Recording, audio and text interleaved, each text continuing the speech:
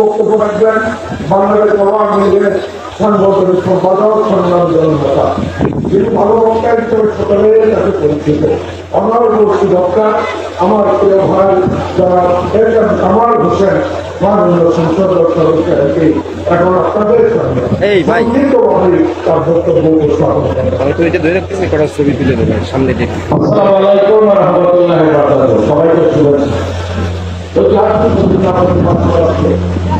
আজকের এই আলোচনা সভার সংগ্রামী সভাপতি খালেদা জিয়ার প্রশাসনের শিক্ষা, বাংলাদেশ আওয়ামী লীগের সংগ্রামী যুগ্ম সাধারণ সম্পাদক, খুলনা গুলশান বিভাগের দায়িত্বপ্রাপ্ত নেতা, জাতীয় সংসদ সদস্য আমাদের ভাই যারা